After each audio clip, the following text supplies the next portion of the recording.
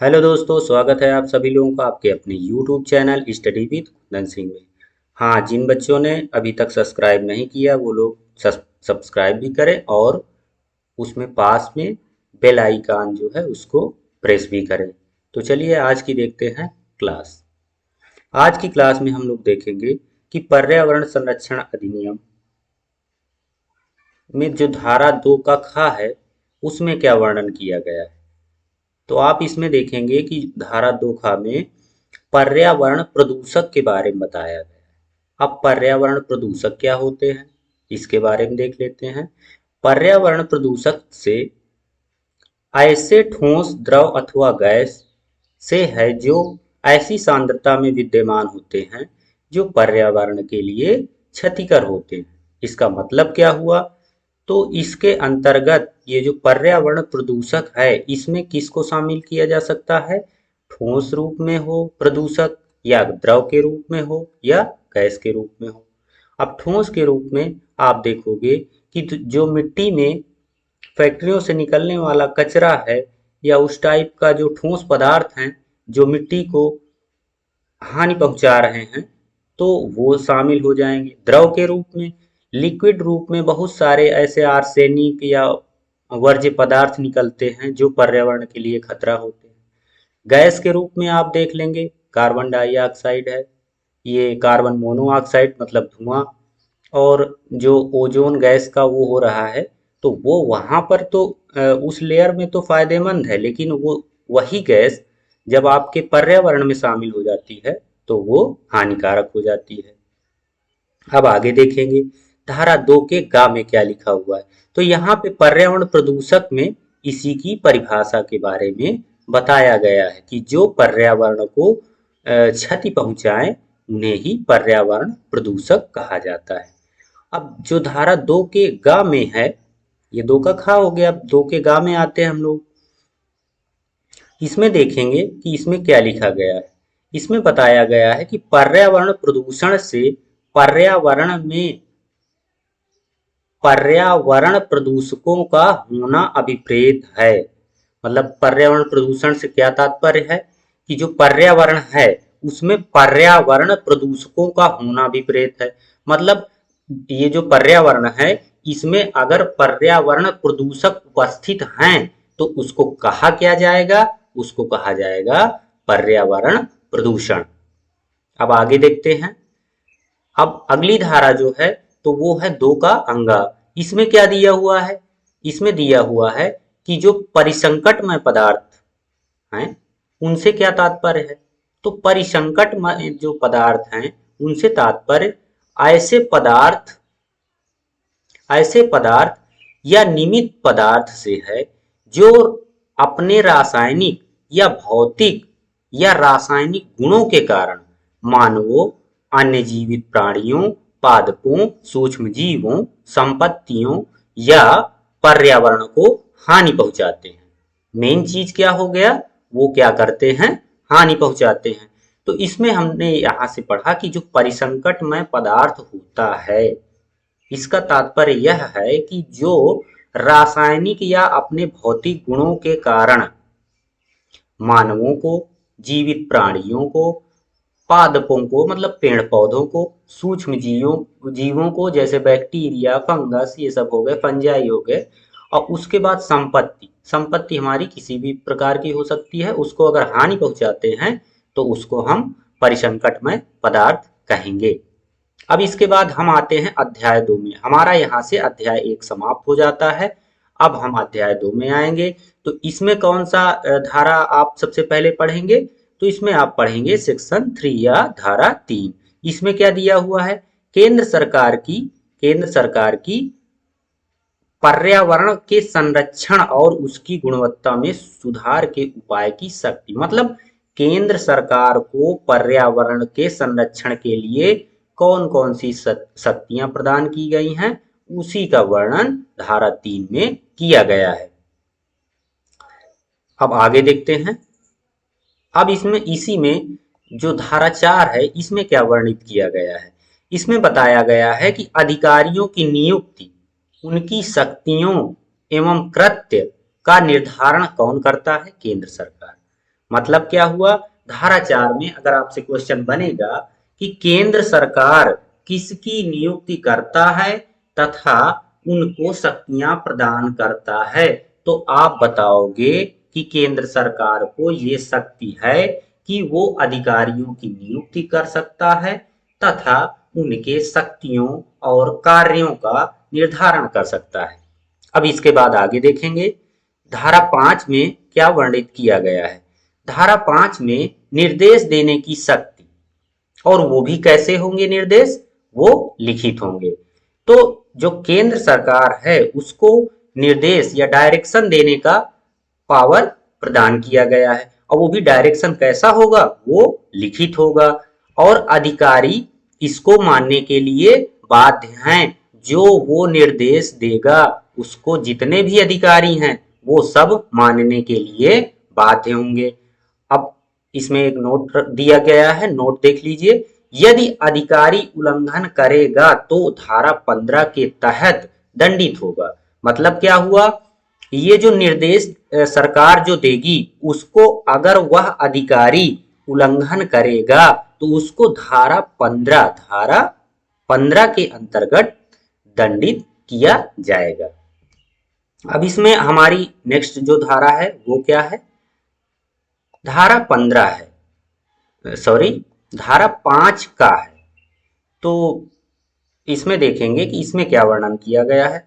तो धारा 5 में राष्ट्रीय हरित प्राधिकरण को अपील की शक्ति प्राप्त है। अच्छा, ये राष्ट्रीय हरित प्राधिकरण क्या है या अधिकरण क्या है, आपने अभी सुना होगा, हाल ही में न्यूज में काफी चर्चा में रहा था, एनजीटी, नेशनल ग्रीन ट्रिब्यूनल। तो ये जो अधिकरण है इसको अपील की शक्ति प्राप्त है। मतलब अगर आपको कोई व्यक्ति या कंपनी या किसी भी प्रकार से आपके मूल अधिकारों का हनन हो रहा है, आपको जो जीवन जीने के अधिकार दिए गए हैं धारा 21 के अंतर्गत, उनका अगर हनन हो रहा है तो आप कहाँ पे अपील कर सकते हैं, आप अपील कर सकते हैं राष्ट्रीय हरित अधिकरण या नेशनल ग्रीन ट्रिब्यूनल में। वहां पे आपकी बात सुनी जाएगी और आपको उचित मुआवजा तथा न्याय प्राप्त होगा। अच्छा, आपसे ये पूछ लिया जाए कि ये जो नेशनल ग्रीन ट्रिब्यूनल है, ये राष्ट्रीय हरित अधिकरण है, तो इसके प्रथम अध्यक्ष कौन है या वर्तमान अध्यक्ष, कुछ भी पूछा जा सकता है। तो ये करंट का सब्जेक्ट है। तो इसके प्रथम अध्यक्ष आदर्श कुमार गोयल जी हैं। आगे देखेंगे। अब इसकी जो धारा 6 है, धारा 6 में क्या है, इसमें वर्णन किया गया है कि पर्यावरण प्रदूषण का विनियमन करने के लिए नियम बनाना। अब ये नियम कौन बनाएगा, केंद्र सरकार राजपत्र में अधिसूचना जारी करके ये जो नियम हैं इनके नियमों का विनियमन करना, कि मतलब किस चीज को प्रदूषण में रखा जाएगा, कितनी इसकी श्रेणियां होंगी, क्या क्या इसके प्रकार होंगे, ये सब कार्य किसका है, केंद्र सरकार का। और वो इसकी विज्ञप्ति या अधिसूचना कहां पर जारी करेगा, अपने राजपत्र में जारी करेगा। अब आगे देख लेते हैं। धारा जो 7 है इसमें क्या वर्णित है, उद्योग चलाने, संक्रिया आदि करने वाले व्यक्तियों द्वारा मानक से अधिक पर्यावरण प्रदूषकों का उत्सर्जन पर रोक। अगर कोई भी व्यक्ति जो फैक्ट्री चला रहा है, उद्योग चला रहा है, कोई उद्योग हो या कोई व्यक्ति हो जो केंद्र सरकार द्वारा मानक तय किए गए हैं, अगर उन मानकों से अधिक पर्यावरण प्रदूषकों का उत्सर्जन हो रहा है तो उसमें रोक लगा सकता है। आगे देखेंगे। धारा जो 8 है इसमें क्या लिखा गया है, इसमें आपको बताया गया है कि परिसंकटमय पदार्थ को हथालने पर प्रक्रिया संबंधी रक्षापायों का पालन करना। इसका तात्पर्य क्या हुआ, जो परिसंकटमय पदार्थ हैं, जो अगर उनको खुला रख दिया जाए या खुला पर्यावरण में छोड़ दिया जाए तो वो पर्यावरण के लिए हानिकर है। तो उनको ऐसे संभाल करके रखा जाए कि वो पर्यावरण में क्षति ना पहुंचा पाए।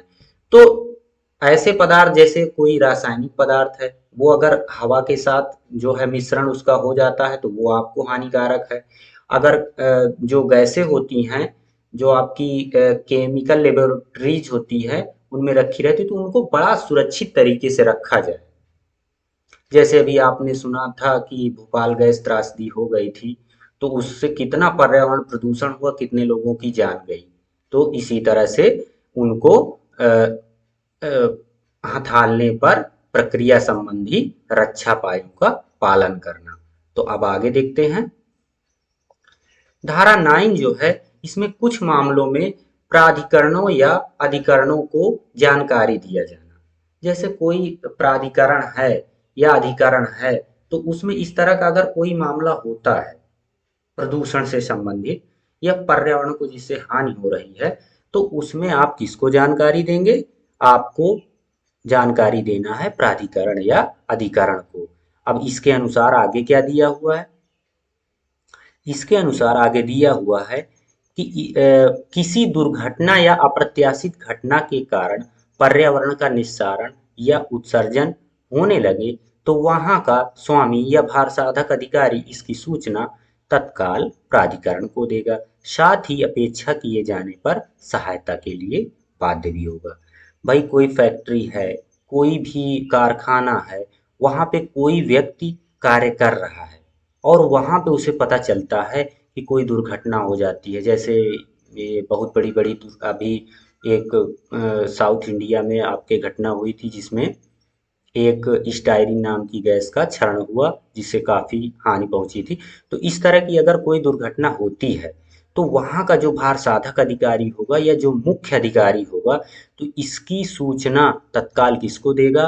प्राधिकरण को देगा। और उसके साथ ही अपेक्षा, अगर वो लोग कहते हैं कि आप भी इसमें मदद करिए इसको सही करने में, तो वो उसको सहायता करने के लिए उनकी बाध्य होगा।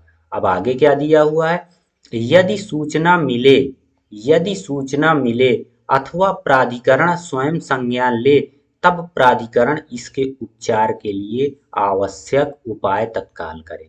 यदि प्राधिकरण को सूचना मिल जाती है इस संबंध में कि भाई यहाँ पे पर्यावरण प्रदूषण हो रहा है, इसकी वजह से हो रहा है, तो वो स्वयं संज्ञान भी ले सकता है, या सूचना मिलने पर भी वहां जाकर के इसके उपचार के लिए जो भी तत्काल आवश्यकताएं हैं उनकी व्यवस्था करेगा। अब इसके बाद आगे देखते हैं। जो अगला पॉइंट है इसी में 3, इसके अंतर्गत उपधारा 2 के तहत पर्यावरण प्रदूषण के उपचार में प्राधिकरण द्वारा व्यय होगा, उसे संबंधित व्यक्ति से वसूला जाएगा। मतलब क्या हुआ? जो भी प्राधिकरण है, प्राधिकरण का जितना भी खर्चा जो है उसमें लग रहा है, तो वो प्राधिकरण नहीं देगा। वो जो संबंधित व्यक्ति होगा जहाँ पे ये दुर्घटना हुई है, या जो फैक्ट्री होगी या कोई भी कारखाना होगा, तो उन्हीं से इसको वसूल किया जाएगा। अब आगे देख लेते हैं अगली धारा क्या है। अगली धारा है प्रवेश और निरीक्षण की शक्तियां। देखिए, ये जो अधिकारी होगा प्राधिकरण का, जिसको भी अधिकारी बनाया जाएगा, उसको एक और महत्वपूर्ण, बहुत ही महत्वपूर्ण जो शक्ति प्रदान की गई है, वह है प्रवेश और निरीक्षण की शक्ति। मतलब क्या हुआ? आगे देख लेते हैं। इसके धारा 1 में क्या वर्णित किया गया है? केंद्र सरकार द्वारा नियुक्त कोई भी निरीक्षक जो होगा, वह समय समय पर ये जो कारखाने होंगे, फैक्ट्रियां होंगी, संस्थान होंगे, या जहां पे पर्यावरण प्रदूषक मौजूद होंगे, तो वहां पर वो प्रवेश कर सकता है और निरीक्षण कर सकता है। ये शक्ति उन्हें केंद्र सरकार द्वारा प्रदान की गई है, या इस अधिनियम के द्वारा प्रदान की गई है। तो ठीक है प्यारे बच्चों, कैसी लगी आप लोगों को ये क्लास? जैसा भी हो कमेंट के माध्यम से बताएं, और अपने इस चहेते यूट्यूब चैनल को सब्सक्राइब करें तथा बेल आइकन प्रेस करना ना भूलें, और इसे शेयर भी करें। Thanks for watching.